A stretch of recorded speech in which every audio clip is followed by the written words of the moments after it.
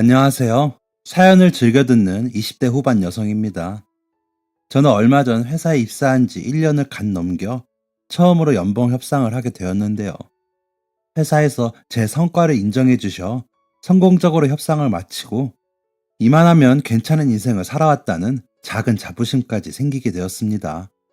그리 오래 산 것도 아니고 그리 성공적인 커리어를 가진 것도 아니지만 정말 힘들고 가난하게만 살아온 제가 이렇게 사람처럼 살 수 있게 된 것만으로도 스스로를 칭찬해주고 싶었는데 문득 출퇴근길에 자주 듣던 이 채널에 제 이야기를 편하게 써보고 싶다는 생각이 들었어요.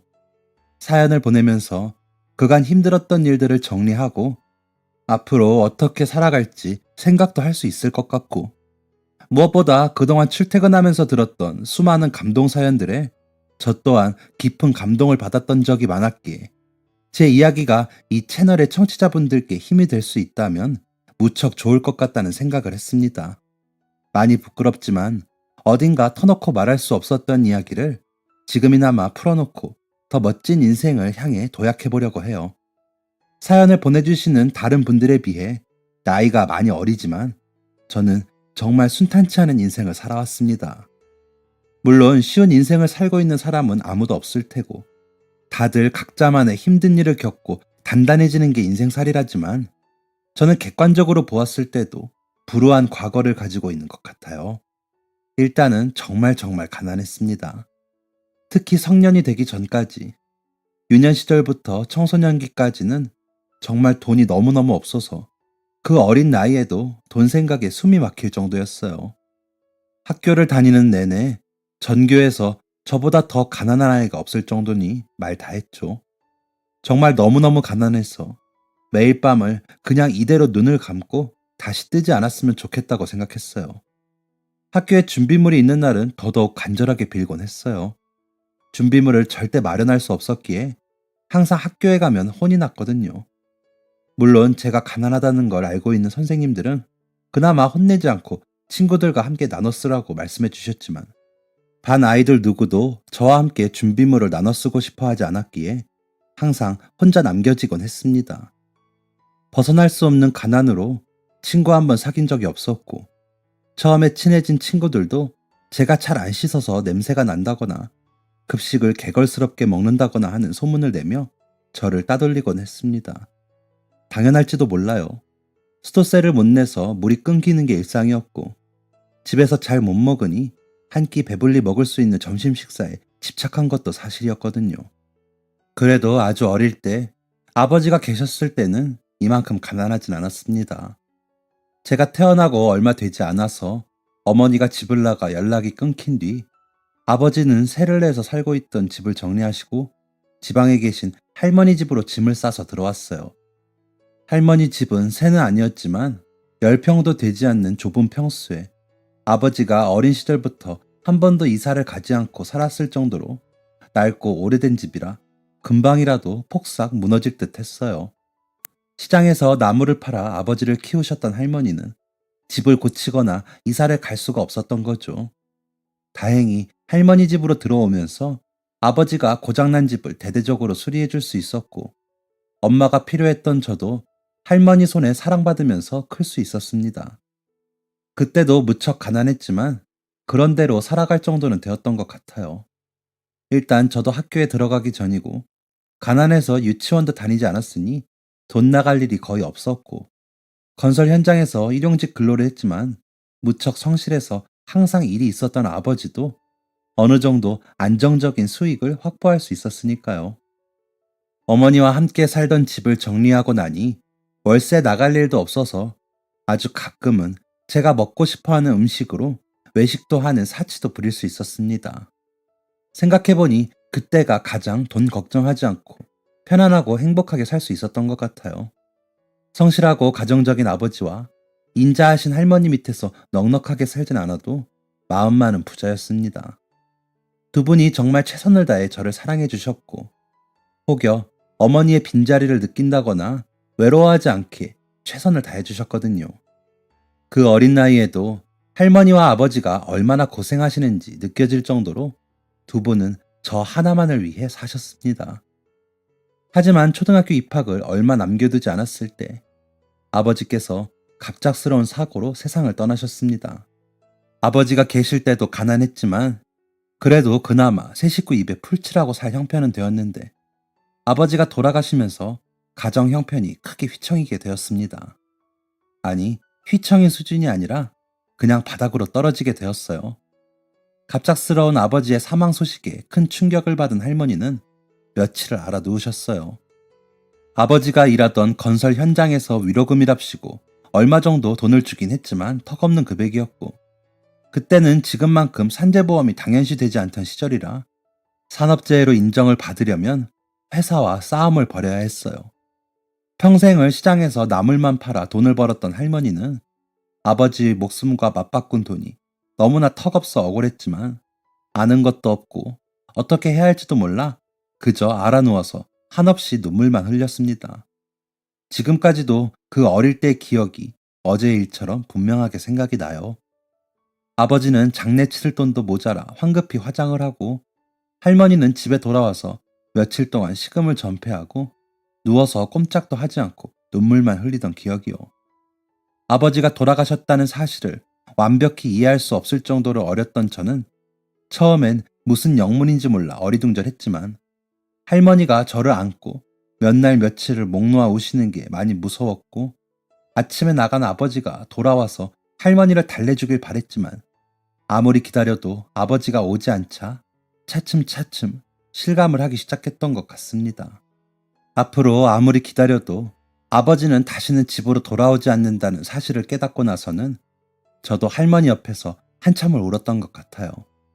어린 나이에도 앞으로 어떻게 살아야 할지 모른다는 생각에 앞이 캄캄해지는 것만 같았어요. 처음엔 아버지를 따라가야겠다는 나쁜 생각도 하셨다는 할머니는 문득 옆에 같이 누워있는 저를 보고 정신을 퍼뜩 차리셨다고 해요. 아버지를 잃은 슬픔에 할머니가 밥도 안 주고 며칠을 누워서 울고만 있는데 제가 배고프다고 보채지도 않고 그냥 삶을 포기한 것처럼 보였다고요. 처음에는 할머니를 따라 목이 쉬도록 같이 울었는데 기력을 다 하고 나서는 그냥 제가 다 포기하고 미동도 없이 누워서 눈만 껌뻑이고 있는 걸 뒤늦게 발견하신 할머니는 그대로 자리를 털고 일어나셨습니다. 만약 내가 혼자였으면 뒤도 안 돌아보고 너희 아버지를 따라갔을 텐데 현지 네가 옆에 그렇게 가만히 누워있는데 내가 정신이 확 드는겨. 이 어린 놈 데리고 뭐 하는 짓인가 해서 내가 정신 차리고 니를 살려야지. 그래야 하늘에 있는 너희 아버지가 마음 편하게 지낼 거 아니여. 애미가 되어서 아들놈 하늘에서도 마음 편하게 못 지내게 하면 안 되잖여. 그래서 정신을 차리고 살다 보니 시간 지나서 생각해 보니까 내가 니를 살린 게 아니고 현지 니가 나를 살린 것 같아. 그때 너희 아버지 따라갔으면 그냥 죽는 건데 현지 니를 보고 나서 살 생각이 딱 든 거 아니여. 할머니는 자라면서 저에게 가끔씩 이런 이야기를 하셨어요.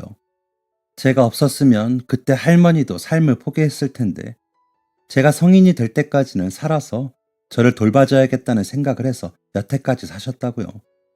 할머니가 이런 이야기를 하시면 저는 마음이 참 아파서 항상 눈물이 나곤 했습니다. 할머니가 저 때문에 얼마나 고생하셨는지를 잘 알기 때문이에요. 남들은 다들 은퇴하고 쉬는 연세에 잠도 쪼개가면서 나무를 하나라도 더 팔려고 시장 바닥에서 고생고생 하시면서 얼마나 힘드셨을까요? 비가 오나 눈이 오나 폭염이 쏟아져도 한파가 몰아쳐도 하나라도 더 팔아서 저에게 뭐 하나 더 해주시려고 그렇게 고생을 하셨습니다. 학교를 다니면서 끝없이 따라다니는 가난이라는 꼬리표와 아이들의 따돌림이 참 상처도 많이 되고 힘들기도 많이 힘들었지만 할머니 앞에서 티를 내지 못했던 이유는 저보다 할머니가 훨씬 더 고생하시는 걸 알기 때문이었습니다. 그래서 항상 상처를 받을 때마다 공부 열심히 해서 꼭 훌륭한 사람이 되어 할머니 호강시켜드리고 저를 따돌린 아이들에게 보란듯 잘 살겠다는 다짐을 하곤 했어요. 학교에선 아이들의 은근한 따돌림과 무시 때문에 힘들었지만 집에 오면 할머니의 무한한 사랑 덕분에 마음속 상처를 치유받을 수 있었던 것 같아요.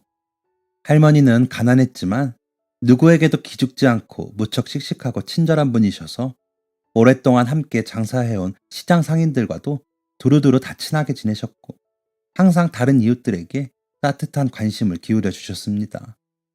아마 제가 학교에서 따돌림을 받는다는 것도 진작에 알고 계셨을 거예요. 항상 제 표정이 좋지 않은 날이면 어떻게든 기분을 풀어주려고 노력하셨고 더 따뜻하고 용기를 주는 말씀을 해주셨거든요. 저희 집도 가난하지만 더 힘든 처지에 있는 이웃들을 보면 항상 팔다 남은 나물이라도 챙겨주시려고 하셨고 가끔씩 외상도 해주시고 덤도 엄청나게 얹어주시곤 했습니다. 다른 상인분들은 그런 할머니를 보고 남는 게 뭐 있냐며 그렇게 장사하지 말라고 타박을 주시곤 했지만 할머니의 따뜻한 마음을 무척 좋아하셨고 할머니의 유일한 손녀인 저도 참 예뻐해 주셨어요. 그 덕분에 저도 크게 마음을 다치지 않고 지금까지 잘 지내온 것 같습니다. 지나고 나서 생각해보면 참 다행인 일이에요. 할머니의 성격을 많이 닮은 것도 저의 큰 장점이고요.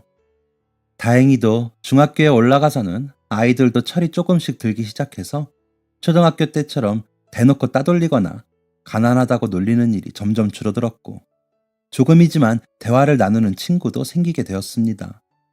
저도 저대로 공부하느라 여념이 없었기에 혹여나 누가 저를 가난하다고 무시하거나 놀려도 크게 신경도 쓰지 않았어요.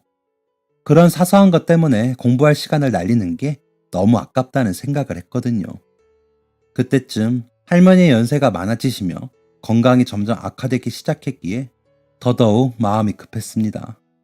한시라도 빨리 할머니를 쉬게 만들고 싶다는 생각뿐이었으니까요.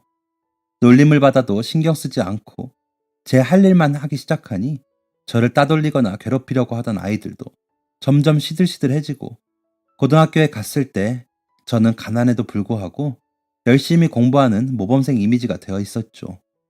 선생님들도 저를 무척 예뻐하셔서 참고서나 문제집을 지원받을 수 있는 여러 프로그램을 소개해 주셨고 장학생 제도나 교내 지원 프로그램도 이것저것 많이 알려주셔서 고등학교에 가서는 조금 더 편하게 공부할 수 있었습니다. 하지만 하늘은 끝까지 제 편이 아니었어요. 돈 많이 벌어서 할머니 호강시켜드리겠다는 작은 꿈만 가졌을 뿐인데도 고등학교를 졸업하기도 전에 할머니가 돌아가시고 말았습니다. 며칠 동안 심한 감기 몸살에 걸렸던 할머니는 제가 그렇게 만류해도 끝끝내 시장에 나가서 나무를 파시더니 유독 추위가 심하던 밤을 견디질 못하고 잠자리에 드셨다가 끝내 눈을 뜨지 못하셨어요. 아침에 아무리 불러도 눈을 뜨지 않는 할머니를 마주했을 때 저는 세상이 끝난 것만 같았습니다. 그 뒤로는 그렇게 열심히 하던 공부도 그만두고 학교도 거의 나가지 않았어요. 선생님들이 저희 집도 찾아오시고 공부를 포기하지 말라고 어떻게든 수능을 쳐서 대학에 가라고 그렇게 말씀하셨지만 귀에 아무것도 들리지 않았습니다. 저는 제 인생을 위해서 공부한 것도 아니고 특별히 뭐가 되고 싶었던 것도 아니었으니까요. 그저 할머니 조금이나마 편하게 살게 해드리고 싶어 끝없이 공부한 건데 할머니가 더 이상 제 곁에 없으니 공부할 이유가 없었어요. 공부를 하고 싶지도 않았고 오히려 왜 그렇게 미련하게 공부하고 살았나 스스로에게 화까지 치밀더군요. 물론 없는 형편에 할머니 건강도 좋지 못해서 학교가 마치면 불이 나게 달려가 장사 도와드리고 집안일도 대신하고 하느라 공부할 시간도 없었고 다른 친구들처럼 참고서나 문제집 마음껏 사거나 학원을 다니지 못하는 제 신세가 처량하게 느껴질 때도 있었어요. 아무 걱정 없이 공부만 집중할 수 있는 또래 아이들이 못 견디게 부러웠던 때도 있었습니다. 하지만 할머니가 돌아가시고 나니 그 모든 서러움은 온데간데 없고 어차피 이렇게 될 거였으면 조금이라도 빨리 돈을 벌기 시작해서 할머니 편하게 해드릴 걸 하는 후회만 들더군요. 할머니는 끝까지 저 뒷바라지 한다고 쉬지도 못하고 돌아가셨으니 죄스러운 마음이 더 컸습니다. 그렇게 모든 걸 놔버린 채 살다가 그래도 졸업은 해야겠다는 마음에 겨우 출석만 맞춰 고등학교를 힘들게 졸업했어요. 할머니가 돌아가셨을 때 제 나이가 만으로 18세가 되고 얼마 안 되었을 때라 시설로 갈 수도 없어 당장 제 밥벌이를 하고 살아야 했기 때문에 참 힘들었습니다. 바로 아르바이트를 시작해 안 해본 일이 없을 정도로 많은 일을 했습니다. 특히 생전 할머니와 친하게 지내고 저를 많이 예뻐해 주셨던 시장 상인분들이 명절 대목이나 연휴에 불러 일을 시켜주시기도 했고, 아는 가게에 소개시켜 주시기도 하셔서 감사하게도 일을 금방 구할 수 있었어요. 지나고 보니 가장 힘이 되었던 게 시장 상인분들인 것 같아요. 다들 제 사정을 뻔히 아는 분들이라 오며 가며 밥도 챙겨주시고, 명절이면 혼자 보내는 게 마음이 쓰이시는지 떡국이라도 끓여 먹으라고 조금씩 더 얹어주시는 분들도 계셨어요. 제가 안 받겠다고 하면 다들 웃으시면서 할머니께 외상값 많이 달아놨는데 못 갚았다며, 공짜로 주는 게 아니고 그때 할머니가 친절 베푸신 걸 갚는 거라며 말씀을 하시더군요. 상인분들께 그런 이야기를 들으며 할머니에 대한 추억을 되새길 수 있어 좋았습니다. 일하면서 할머니 이야기 들으면 아, 우리 할머니가 이런 분이셨지 하는 자부심이 생기더라고요. 갑작스럽게 떠난 할머니에 대한 슬픔이 그런 자부심으로 많이 치유가 되고, 저 또한 할머니처럼 씩씩하게 살아야겠다는 생각이 들었어요. 처음 할머니가 돌아가셨을 때는 옛날 할머니가 그러셨던 것처럼 돌아가신 할머니, 아버지 따라가야겠다는 생각까지 들었는데, 또 할머니와 함께 일했던 분들께 할머니 이야기를 듣다 보니 정신이 퍼뜩 들었습니다. 한 번은 공부 잘한다고 시장에 소문이 자자했던 제가 수능도 안 치고 대학도 포기했다는 이야기를 하자 일하시는 분들이 더 안타까워 하시면서 한마디씩 하시더군요. 나물 할매가 뭐 때문에 그렇게 힘들게 나물 팔고 살았는데 할매 돌아가셨다고 공부를 놓으면 쓰나? 지금은 돈 벌기도 힘들고 서럽겠지만 그래도 조금이라도 젊을 때 다시 한번 더 시작해봐. 나중에는 공부하고 싶어도 머리가 안 돌아가서 못한다. 나물 할매가 너 공부하는 걸 그렇게 좋아했는데, 그렇게 자랑스러워했는데. 다들 한결같이 그렇게 말씀하시는데 생각해보니 그 말이 맞다는 생각이 들었습니다. 사실 시장 상인분들이 다들 너무 좋으신 분들이라 해도 언제까지 이렇게 아르바이트만 하고 살 수는 없는 거고, 앞으로 어떻게 살지도 생각해봐야 하는 거잖아요. 무엇보다 할머니가 시장에서 제가 공부 잘한다고 그렇게 자랑을 하고 다니시고, 제가 공부하는 걸 그렇게 좋아하셨다는 이야기를 들으니 더더욱 포기하면 안 되겠다는 생각이 들었습니다. 고생만 하고 가신 우리 할머니, 지금쯤 아버지와 만나셨을 텐데 저 때문에 또 다른 근심과 걱정을 안겨드릴 순 없으니까요. 하지만 현실적으로 생업을 포기하고 대학을 다니는 건 많이 힘든 상황이었습니다. 당장 돈이 없으면 먹고 살기가 막막했고, 무엇보다 어마어마한 학비를 감당할 능력이 없었으니까요. 학자금 대출을 받거나 장학금을 받으면 방법은 있겠지만, 학창시절 돈 걱정 없이 공부만 하던 친구들을 따라잡기가 너무 벅찼던 기억이 나서 두려움이 생겼고, 대출을 하자니 지금 있는 빚도 감당하기가 힘든 지경이라 도저히 엄두가 나질 않았습니다. 방법을 찾다가 인터넷에서 한 회사의 채용 공고를 보게 되었어요. 집에서 가까운 지역에 있는 회사였고 고졸 전형을 채용하고 있었는데, 회사 복지에 회사와 계약이 되어 있는 사이버 대학 학비를 지원해준다는 항목이 포함되어 있었습니다. 그 공고를 본 순간 이거다 하는 생각이 들었어요. 하늘에서 할머니가 지켜보시고 길을 만들어주신 것처럼 캄캄하게 막혀만 있던 제 미래가 트이는 듯한 기분이 들었습니다. 당시 바로 채용 공고에 지원하기엔 제가 가진 능력이 없고 필요한 자격증도 겸비하지 못해서 일단 다음 채용을 노리고 바로 자격증 공부부터 시작했습니다. 낮부터 밤까지 아르바이트를 하고 밤늦게 돌아와서는 자격증 공부에 매진하느라 하루에 2~3시간 자는 게 고작이었지만, 할머니가 돌아가신 이래 처음으로 행복하다는 생각이 들었습니다. 이전에는 마음의 여유가 없이 빨리 할머니를 호강시켜 드려야 한다는 강박관념에 허벅지를 찔러가며 공부했는데, 처음으로 직장인이 된 제 미래를 생각하며 공부를 하니 잠도 오지 않더라고요. 그저 저를 위해서 공부하는 것 자체가 좋았던 것 같아요. 그렇게 자격증 공부에 매진하던 어느 여름날이었습니다. 그날은 아침부터 우중충했는데 점심이 되자 비가 쏟아지기 시작했어요. 자격증 시험이 얼마 남지 않은 날이라 일하던 식당 사장님이 감사하게도 근무를 단축해 주셔서 저는 오전에만 일을 하고 불이 나게 집에 달려가 마지막으로 중요한 요점을 훑어보려는 참이었어요. 그런데 저희 집 근처 버스 정류장에 다와갈 때쯤 이상하게 차가 밀리더라고요. 차가 많지 않은 동네라 밀릴 일이 없는데 이상하다 생각하고 있는데 나중에 내려서 보니 폐지 줍는 할머니께서 비를 맞으며 황급히 리어카를 끌고 가다가 그만 도로에 폐지를 쏟아버렸던 걸 알게 되었습니다. 급하게 폐지를 주워서 다시 리어카에 올리려고 했는데 비도 많이 오고 당황해서 손이 자꾸 헛돌았고 그래서 화가 난 운전자들이 경적을 울리자 힘들게 모아온 폐지들을 포기하고 그냥 한쪽 도로로 치워 놓으셨더라고요.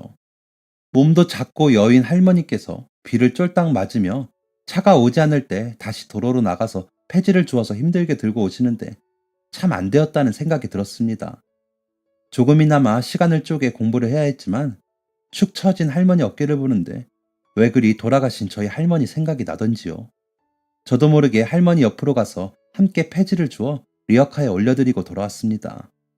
폐지 줍는 할머니는 작고 여인 몸뿐만 아니라 얼굴 생김새도 저희 할머니를 닮아 선한 눈을 가지고 계셨어요. 그 선한 눈에 눈물이 글썽글썽해서 저에게 고맙다는 말씀을 계속 하시는데 제가 마음이 더 찡해서 괜찮다고 이웃끼리 돕고 사는 거 아니겠냐고 별것 아니라는 말씀을 드리고 집으로 돌아왔습니다. 함께 폐지를 주워 올리느라고 저도 온몸이 비에 쫄딱 젖었는데 찝찝하기는커녕 오히려 개운하더라고요. 돌아가신 할머니도 그렇게 가난하게 살면서도 힘든 이웃을 보면 외면하지 못하셨던지라 할머니의 가르침을 따른 것 같아 뿌듯한 마음이 들었어요. 그렇게 폐지 줍는 할머니와의 인연이 시작되었습니다. 그 뒤로도 동네에서 폐지 할머니를 자주 만나게 되었습니다.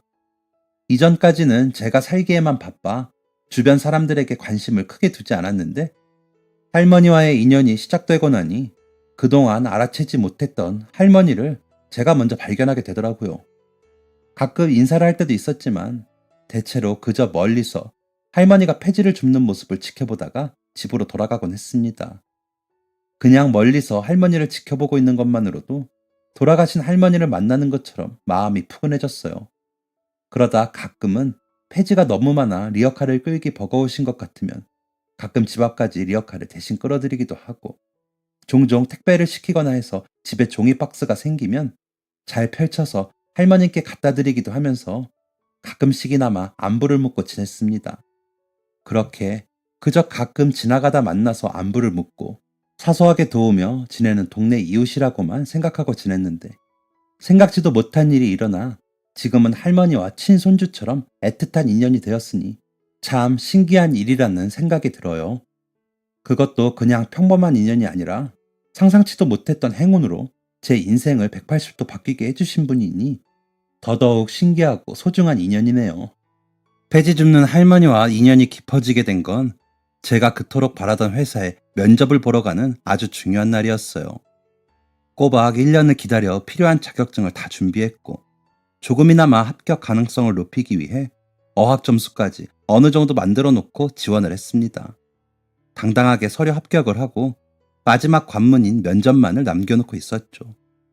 무척이나 떨렸지만 그동안의 제 노력을 옆에서 지켜봐 주셨던 시장 상인분들이 끊임없이 용기를 주시고 무엇보다 할머니가 지켜주실 거라는 응원의 말씀을 해주셔서 자신감도 꽤 생겼어요. 제가 보기에도 서류가 꽤 괜찮았기에 면접에서 큰 실수만 하지 않으면 가능성이 있겠다는 생각이 들었습니다. 많이 늦었지만 아르바이트생이 아닌 회사원이 되어 사회생활을 시작한다는 뿌듯함과 또 꿈꾸던 대학 공부를 할 수 있을 거라는 희망이 마음속에서 용솟음치고 있었어요. 면접을 망치면 안 된다는 생각에 큰 마음 먹고 단정해 보이는 새 옷도 사고 단화도 하나 샀습니다. 마지막으로 옷을 산 게 언제였을지 모를 정도로 까마득했는데 새 옷을 입고 거울 앞에 서니 달라진 제 모습에 자신감이 조금 더 생겼습니다. 오늘 하루만을 바라보고 힘들게 공부했던 1년의 결실을 꼭 맺고 말겠다며 이른 아침부터 거울을 보고 다짐했어요. 절대 실수하지 않고 합격하겠다고 말입니다. 혹시 면접을 보러 가는 시간에 차가 밀릴까 싶어서 조금 일찍 출발했어요. 일기예보에서 최근 들어 가장 혹독한 한파가 몰아친다는 소식이 있었고 오전부터 흐리며 강풍이 몰아치더니 문을 나서는 순간부터 조금씩 눈발이 날리기 시작했습니다. 눈발이 금방 그칠 것 같아 보이지 않아 조금 여유를 두고 나오길 잘했다고 생각했어요. 길 곳곳에 얼어있는 곳도 있어서 혹시 넘어져서 옷이 더러워질까 조심조심 걷고 있었습니다. 면접장으로 버스를 타려고 기다리며 혹시 채용이 된다면 이 버스를 타고 매일 출퇴근하겠지 하는 생각을 하며 혼자 가슴 설레어하고 있었어요. 그때였습니다. 차도 너머로 리어카를 끌고 폐지 줍는 할머니가 조심조심 걸어오는 게 보였어요. 이렇게 날씨가 추운 날이면 좀 쉴만도 한데 오늘도 어김없이 리어카를 끌고 나오신 할머니가 대단하다는 생각도 들면서 한편으로는 안타깝더라고요. 먼 발치서 그렇게 마음 아파하면서 할머니를 지켜보고 있었는데 뭔가 할머니가 걷는 게 이상하다는 생각이 들었어요. 평소에도 조심조심 하시며 느리게 리어카를 끌긴 했지만 오늘은 뭔가 더 불편한 듯 이동하는데 한참이 걸리는 겁니다. 혹시 어딘가 다치셨나 해서 유심히 지켜보다가 할머니가 신발 한 짝을 신고 있지 않다는 사실을 깨달았어요. 한 짝뿐인 신발도 얇은 천으로 만들어진 데다 구멍이 잔뜩 나 있어서 신발이라고 볼 수 없을 정도로 처참했습니다. 구멍난 신발 안으로는 새빨갛게 언 맨발이 보이고 신발을 신고 있지 않은 오른쪽 발은 이미 오랫동안 찬바람을 맞아서 얼다못해 퉁퉁 부어있더라고요. 그 모습을 보는 순간 버스 시간이 얼마 남지 않았음에도 얼른 뛰어가 건너편 할머니가 계신 곳으로 달려갔어요. 제가 급하게 달려오니까 할머니께서도 놀라셨는지 의아한 눈빛으로 바라보시더라고요. 할머니, 신발은 어디 두고 이 추운 날에 맨발로 다니세요? 의아한 눈빛으로 절 바라보시던 할머니가 책망하듯 높아진 제 목소리에 조금 부끄러우신지 얼굴을 살짝 붉히셨습니다. 그리곤 이렇게 말씀하셨어요. 아유, 신발이 다 찢어져서 신을 수가 없어서. 그래도 돈은 벌어야 하루를 사니까. 이 정도는 괜찮어. 집에 가서 따뜻한 물에 씻으면 좀 나어. 제가 혼내는 것도 아닌데 기어들어가는 목소리로 말씀하시던 할머니는 제 옷차림을 보고는 어디 중요한 데 가는 거 아니냐며 신경 쓰지 말고 얼른 가라며 손사래를 치셨습니다. 그런 할머니를 보자 너무 돌아가신 저희 할머니 생각이 나서 눈물이 나지 뭐예요. 아무리 추워도 저 하나 먹여 살린다고 손발 빨갛게 얼어 터져가며 나물 팔았던 할머니가 눈앞에 아른거렸습니다. 한겨울에도 살얼음 낀 물에 나물을 씻는 할머니에게 추워 죽겠는데 좀 대충 씻고 얼른 팔고 오면 안 되냐고 잔소리한 적이 있었어요. 그랬더니 할머니가 온화하게 웃으시며 아무리 몸이 힘들어도 자기 일하는 거 게을리하면 안 되고 뭔가를 팔려면 좋은 것만 팔아야 한다며 하셨던 기억이 나네요. 폐지 줍는 할머니도 신발이 찢어져 신을 수 없게 되었을 망정 하루하루 성실하게 일하시는 걸 멈추지 않으시는 거잖아요. 그 생각을 하니까 도무지 할머니를 못 본 척하고 면접장에 갈 수가 없었습니다. 이대로 면접장에 가도 면접을 망치게 될 것 같았어요. 뒤돌아 생각할 것도 없이 바로 신고 있던 신발과 양말을 벗어 할머니께 신겨드렸습니다. 당황한 할머니가 그러지 말라고 만류하셨지만 끝끝내 신겨드리고 얼른 집으로 달려갔어요. 신발을 신겨드리고 돌아설 때 할머니 눈가에 눈물이 맺혀 있는 걸 보고 무시하고 면접장에 갔으면 후회했을 거라는 생각이 들더군요. 시간이 없어 신발만 신겨드리고 황급히 돌아서 집으로 달려갔습니다. 집으로 가는 잠깐 동안만 맨발로 다녔을 뿐인데도 발이 빨갛게 얼고 무척 아프더라고요. 할머니는 얼마나 힘드셨을지 상상도 할 수 없었습니다. 옳은 일을 했다는 생각에 마음이 가벼워졌지만 집에 도착했을 때 이미 많이 늦은 상황이었어요. 황급히 젖은 발을 닦고 양말을 갈아 신고 그나마 괜찮아 보이는 신발을 찾아 불이 나게 신고 나왔음에도 버스 정류장에 도착했을 땐 이미 시간이 한참 지나 있었어요. 제 마음도 모르는지 눈은 더 많이 쏟아져서 버스는 더더욱 느리게 달렸습니다. 타는 속을 부여잡고 최대한 빨리 갈 수 있는 방법을 동원하여 면접장에 도착했을 때는 정말 많이 늦어버렸어요. 돌이킬 수 없을 만큼 늦었다는 걸 깨닫고 나서는 하염없이 눈물만 흐르더라고요. 버스 아닌데도 남들 시선을 의식할 수도 없을 만큼 절망스러워서 그냥 엉엉 울기만 했습니다. 끝내 포기하지 않고 면접장까지 달려갔지만 문은 굳게 닫혀 있었고 아무 사람이나 붙잡고 한 번만 면접을 보게 해주면 안 되겠냐 애걸복걸했지만 소용이 없었습니다. 1년 동안 준비한 모든 고생이 물거품이 되어 사라지고 만 거예요. 무슨 정신으로 집으로 돌아왔는지 모르겠습니다. 집에 도착했을 때는 이미 밤이 되어버렸고 저는 퉁퉁 부은 눈으로 기진맥진해서 모든 걸 다 포기해버리고 싶다는 생각이 들었어요. 제 인생도 호락호락하지 않은데 왜 남을 돕겠다고 나서서는 결국 제 목도 못 챙기고 이렇게 되어버린 건지 스스로가 참 원망스럽더라고요. 그 뒤로는 아르바이트도 가지 않고 또 할머니가 돌아가신 그때처럼 절망에 빠져 며칠 동안 집안에 틀어박혀 누워만 있었어요. 아마 그렇게 일이 끝났으면 제 인생은 지금과는 많이 다른 아주 어두운 인생이 되었겠죠. 하지만 하늘에서 할머니가 저를 보고 칭찬이라도 해주시듯 거짓말 같은 일이 일어나기 시작했습니다. 며칠 뒤 처음 보는 번호로 전화가 걸려왔어요. 걸려올 전화가 없었기 때문에 저는 그냥 스팸 전화거나 시장 상인분들 중 하나겠거니 생각하면서 별 생각 없이 받았습니다. 그런데 전화하시는 분이 한 지역 신문사의 기자라고 본인을 밝히시더라고요. 신문사에서 전화 올 일이 없었기에 조금 불안한 마음 반, 의아한 마음 반으로 전화를 이어갔어요. 다름이 아니라 며칠 전 할머니께 신발을 신겨드리는 제 모습을 버스 정류장에 있던 누군가가 사진으로 찍어서 신문사에 제보를 한 모양이더군요. 어떻게 제 번호를 알았냐 여쭈었더니 사진 속의 할머니를 찾는 게 그리 어려운 일은 아니었다고 하시더라고요. 후에 할머니가 시장 상인분들이 제 전화번호를 알 거라고 말씀해 주셨고 바로 시장에 가서 전화번호를 알아냈답니다. 사진을 보시고 시장 상인분은 박수를 치며 좋아하셨다고 말씀하시더라고요. 추운 겨울 사람들의 마음을 따뜻하게 녹여주는 아름다운 사진이라 신문에 게시를 하고 표창을 하고 싶다는 상상치도 못했던 말씀에 어둡기만 했던 제 마음에 조금씩 절망이 거쳐가기 시작했습니다. 그래, 나는 비록 면접은 못 봤지만 옳은 일을 했다는 뿌듯함이 조금씩 생기더라고요. 이후로 신문사 건물에 가서 직접 표창장도 받고 사진도 찍으면서 후속 기사도 올라왔어요. 가고 싶은 회사에 취직은 하지 못했지만 이렇게 옳은 일 했다고 상도 받고 칭찬 기사도 올라오니 용기가 생기더라고요. 이렇게 힘들게 살았지만 어려운 이웃을 외면하지 않는 사람으로 자랄 수 있어 다행이라는 생각도 들고요. 다시 한번 털어내고 한 번 더 취직에 도전해보자는 마음이 들었습니다. 그 회사는 저와 인연이 아니었던 거라고 생각하고 회사는 많고 대학에 갈 수 있는 기회도 많다고 긍정적으로 생각하려고 했어요. 그래서 또 다른 자격증을 따기 위해 알아보고 있던 와중에 가고 싶었던 회사의 사장님께서 전화가 걸려왔습니다. 여보세요? 이현지 씨 맞으신가요? 다름이 아니라 얼마 전 채용 지원 주셨던 행복회사의 사장 김문식이라고 합니다.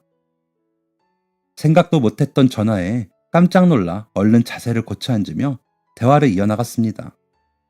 그런데 사장님이 지역신문에 난 제 기사를 읽으셨다며 괜찮으면 늦었지만 회사에 채용하고 싶다는 믿기지 않는 이야기를 하시지 뭐예요. 안 그래도 현지 씨 서류에 있는 자기소개서를 읽으면서 참 좋다고 이런 분이면 우리 회사에 꼭 채용하고 싶다는 생각을 하고 기대하고 있었는데 현지 씨가 면접장에 제 시간에 안 나타나셔서 의아하게 생각했어요. 이런 좋은 분이면 더 좋은 곳에 갔겠거니 생각했는데 후에 지각인 걸 알고 제가 사람을 잘못 볼 리가 없는데 이상하다고 생각했습니다. 도저히 지각을 하실 분으로 보이지 않았거든요. 그런데 며칠 전 우연히 기사를 읽고 그날의 전말을 알게 되었습니다. 지각을 할 수밖에 없었던 이유에 대해서도요. 그날 면접에 마땅한 인재가 없어서 저희로서도 곤란했는데 기사를 읽자마자 현지 씨를 채용해야겠다는 생각이 들었어요. 그때 면접을 보지 못해서 마음이 많이 상하셨을 텐데 이렇게 늦게나마 채용하고 싶다는 연락을 드립니다. 혹시 괜찮으시면 저희 회사에서 일해 주시지 않겠어요? 저희로서는 놓치고 싶지 않은 인재입니다. 사장님이 그렇게 말씀해 주시는데 눈물이 펑펑 쏟아졌습니다. 그동안 힘들게 살던 제 인생에 대한 서러움, 그리고 할머니를 도와드리고 면접장에 가지 못하게 되었을 때 느꼈던 절망감이 한데 뭉쳐져서 녹아내리더군요. 제안을 받고 펑펑 울기만 하는 제가 바보 같았을 텐데도 사장님께서는 저를 기다려주시고 제가 입사하겠다는 말을 하자 무척 기뻐해 주셨어요. 그렇게 거짓말처럼 한 편의 드라마나 영화처럼 저는 회사에 입사할 수 있게 되었습니다. 그 일이 있고 지금은 입사한 지 1년이 조금 넘었어요. 참 많은 일이 있었지만 입사를 하고 난 뒤에는 정말 적성에도 잘 맞고 재미도 있어 하루하루를 아까워하면서 살고 있습니다. 취직을 하고 난 뒤 할머니를 찾아가서 꼭 안아드렸어요. 할머니도 저를 보고 눈물을 흘리며 고맙다는 말씀을 하시더라고요. 그래서 저는 아니라고, 할머니 덕분에 제가 취직이 되었다고, 감사하다고 한참이나 서로 껴안고 눈물만 흘렸습니다. 그날 사실 할머니를 무시하고 면접을 보러 갔어도 제가 합격했을 거라는 보장이 없잖아요. 회사에 입사하게 만들어주신 분이 다름 아닌 할머니 덕분이라는 생각이 들어서 항상 감사하게 생각하고 있습니다. 감사한 마음에 첫 월급을 받고는 할머니 집의 보일러에 기름도 가득 넣어드렸고 따뜻한 내복과 양말도 사드렸어요. 아, 그리고 예쁜 털신도 하나 사드렸습니다. 그렇게 할머니와 더더욱 친밀한 관계가 된 지금은 거의 친손주와 친할머니처럼 끈끈한 사랑을 이어가고 있습니다. 저희 할머니가 돌아가시고 혼자 밥 먹는 게 무척 외로웠는데 이제는 웬만하면 할머니와 함께 밥을 먹어요. 월급날엔 고기를 사서 할머니 댁으로 가 구워 먹기도 하고 할머니가 좋아하시는 음식 기억해놨다가 외식을 하러 가기도 합니다. 할머니도 가족이 없이 외롭게 살고 계셨는데 제가 자주 들리니 참 행복하다며 저를 정말 예뻐해 주시네요. 피 한 방울 맺어지지 않아도 이렇게 끈끈한 가족 관계가 될 수 있다는 사실이 신기하기만 합니다. 이 사연을 작성하며 참 감사한 분들이 많다는 생각이 새삼스레 드네요. 할머니께도 감사드리지만 제가 할머니께 신발을 신겨드리는 모습을 사진으로 찍어서 제보해 주신 시민분, 신문 기사를 작성해 주신 기자분, 그리고 그 글을 보고 저를 채용해 주신 사장님까지 제가 수많은 분들께 빚을 지고 있다는 생각을 했어요. 이 빚을 앞으로도 성실하게 갚아 나가겠습니다. 저희 할머니가 아무리 가난하고 힘들게 살아도 정말 가난한 사람은 마음이 좁고 여유가 없는 사람이라고 했어요. 돈이 다가 아니라고요. 아무리 힘들어도 남들에게 못 팔 물건 팔지 않고 좋은 것만 해주려고 노력하며 힘든 사람 보면 지나치지 말고 하나라도 도와주라고 항상 입이 마르도록 강조하셨습니다. 그런 이야기를 듣고 자란 저도 결국 그 말이 가장 맞는 말이라는 생각이 드네요. 물론 저는 제가 할머니를 도와드린 것보다 제가 받은 게 더 많다는 생각에 앞으로도 열심히 이웃들에게 관심을 가지며 살아야겠다는 생각이 들었어요. 사연을 전해드리며 청취자 여러분들도 돈이 다가 아니라는 저희 할머니의 말씀 마음속에 새기고 사셨으면 좋겠습니다. 지금 당장은 힘들어도 착하고 성실한 마음으로 본인이 옳다고 생각하는 마음으로 살아가면 꼭 보답받게 되는 날이 올 거예요. 사연을 마무리 지으며 지금까지 긴 이야기 들어주신 청취자분들께 깊은 감사를 드립니다. 모두 행복하시고 건강하시길 바라겠습니다. 지금까지 사연 들어주셔서 감사합니다. 사연이 재밌으셨다면 구독과 좋아요를 눌러주세요. 감사합니다. 안녕히 계세요.